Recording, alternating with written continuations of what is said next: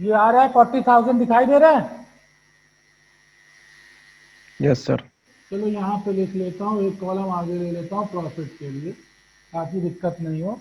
ये प्रॉफिट है हमारे पास 80,000, जो क्वेश्चन का प्रॉफिट गिवन है 80,000, और इसको रॉन्गली डिस्ट्रीब्यूट किया जा चुका है 4:3:1 में। इसको हम लेस कर देंगे प्रॉफिट को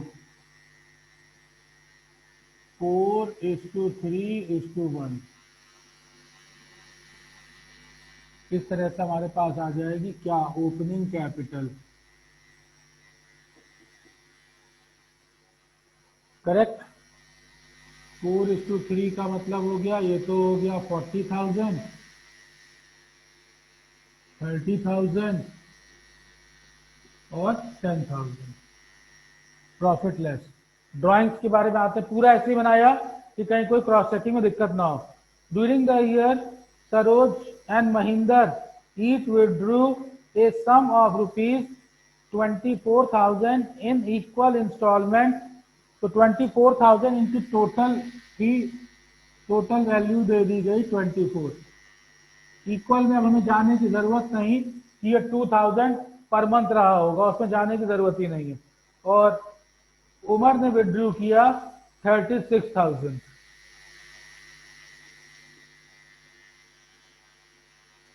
तो टोटल इन लोगों की ड्राइंग्स हो गई। क्रॉस चेकिंग के लिए कि टोटलिंग एरर ना हो, इसलिए मैंने ऐसे में टोटल बना लिया है।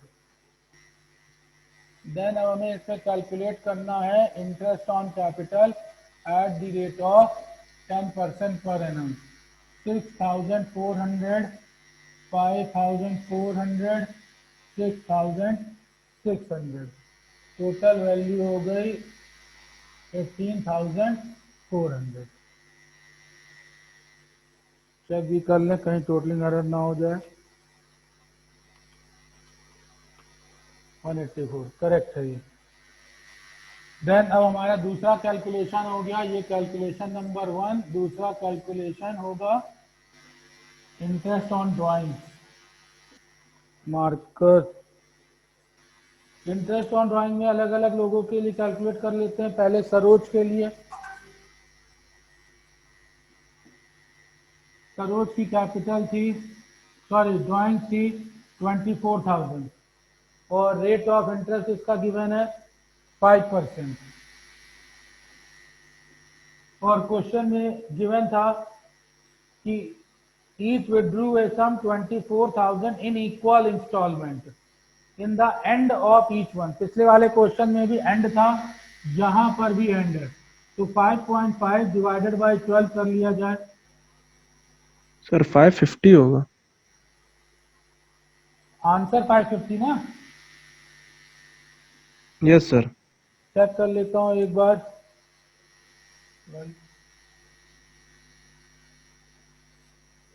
हाँ 550 आ जाएगा। दूसरा महिंदर, इसका भी 550 होगा। कैलकुलेट करने की जरूरत ही नहीं क्योंकि इसने भी सेम यही काम किया है। महिंदर के लिए भी था। उमर ने 36,000 विड्रू किए। During the year Saroj and Mahinder each withdrew a sum of 24,000 in equal installment in the end of each month and Umar withdrew 36,000। उसके बाद बचा हमारे पास कौन, उमर। उमर ने विड्रू किया है 36,000। रेट है इसका 5%, मगर टाइम पीरियड नहीं दे रखा क्वेश्चन में।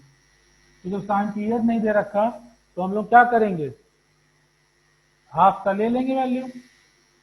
900 आएगा सर। इसकी वैल्यू आ गई 900। 900। ठीक है, सब लोग चेक कर लेना भैया। हाँ 900 यस सर निकाला है। सही है। ये हमने यस निकाल सर। लिया इंटरेस्ट, निकाल लिया मैंने, चेक भी कर लिया। अब क्या बचता है, जब दोनों कंटेंट हो गए तो अब सीधे सीधे इसका डिफरेंस निकाल लिया जाए, राइट और रॉन्ग का। तो एडजस्टमेंट टेबल इधर बना लेते हैं। राइट पोर्शन में अब हमें देना है इंटरेस्ट ऑन कैपिटल और देना है interest on drawing. Interest on capital था at the rate of 10% per annum interest on drawing था 5% एट दी रेट। ठीक, क्या ये राइट में जहां मैं लाइन खींच रहा हूं ये कॉलम आ रहा है? Yes sir. Yes, sir. Okay. Interest on capital 6400, 5400, 66, total 18,400. Interest on drawings 550, 550 और 900, 2000। 5850 प्लस 4850 प्लस 16,400 हमारा स्वास्थ्य।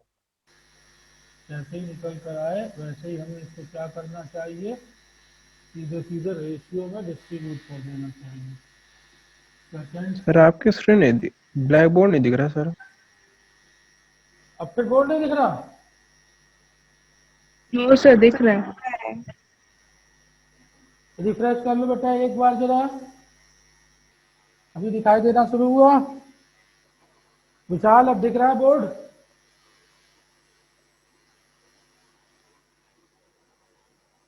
किसी बच्चे को बोर्ड दिख रहा है? Yes, sir, दिख रहा है सब। Yes, sir. वो विशाल की आवाज भी नहीं आ रही थी ना बेटा, इसलिए मैंने पूछा। अच्छा चलिए यहां तक सेम देखो, वही क्वेश्चन है जो पहले क्वेश्चन था, सारे कंटेंट वही है, बस वहां इंटरेस्ट ऑन ड्राइंग वाला एक दिक्कत थी, उसको फिर से मैं चेक कर लूंगा कि क्या प्रॉब्लम थी। बहरहाल अब हम लोग इसकी एंट्री करते हैं, तो एंट्री हमारी हो जाएगी एस मतलब सरोज, डेबिट है 2350 से, टू कौन है, महेंद्र,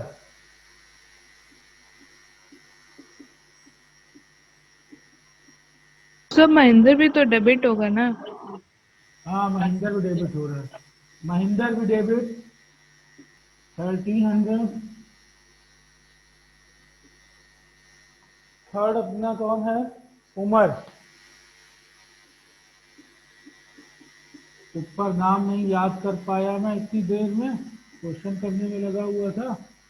टोटल 3650। आंसर देखो, कुछ आंसर दिया है इसका? Yes, sir, सेम है। Yes, sir. Same है। 3650 ये आपका सॉल्यूशन होगा, और यहां पर आप लिख देंगे बी, जो आपके पास नरेशन निकल करके आएगा। करेक्ट? ये एग्जाम में जरूर करिएगा, ये इंपॉर्टेंट है। अगर आप ऊपर का कोई भी काम करके चले आए हैं कि हमने एडजस्टमेंट टेबल बना दिया, हमने वर्किंग नोट में ओपनिंग कैपिटल कैलकुलेट कर दिया, हमने वर्किंग नोट में interest on drawing interest on capital निकाल दिया, तो हमें फुल मार्क्स मिलने चाहिए। बड़ा फुल मार्क्स नहीं मिलेंगे। एग्जामिनेशन में वेटेज के अकॉर्डिंग वर्किंग नोट के मार्क्स होते हैं, तो ये वर्किंग नोट्स के आपके अलग अलग नंबर तो मिल जाएंगे कि ओपनिंग कैपिटल कोई क्वेश्चन एक्सटेंड कर रहा है, तो जब एक्सटेंड कर रहा है तो ओपनिंग कैपिटल का कुछ वेटेज आपको मिल जाएगा, इंटरेस्ट ऑन ड्राइंग का आपको कुछ वेटेज मिल जाएगा, एडजस्टमेंट टेबल का कुछ मिलेगा। मगर ये निकाल कर अगर चले आए और फाइनल एंट्री नहीं पास करी तो नंबर नहीं है, क्योंकि जो असली सॉल्यूशन है, होता क्या है कि सॉल्यूशन सब समझते हैं कि यहां से शुरू हुए, जैसे मैंने ऊपर टॉप पे लिखा कि ये सॉल्यूशन है, मगर एग्जैक्टली बेटा समझिए ये सॉल्यूशन नहीं है 72 का। यहां से जो स्टार्ट हो रहा है वो बेटा वर्किंग नोट्स है, ये जो पोर्शन है this is your working note. तो आप यहां पे इसको ऐसे समझ लीजिए कि ये वर्किंग नोट है, 72 का ये वर्किंग नोट है, और एग्जैक्टली जो सॉल्यूशन है वो ये है।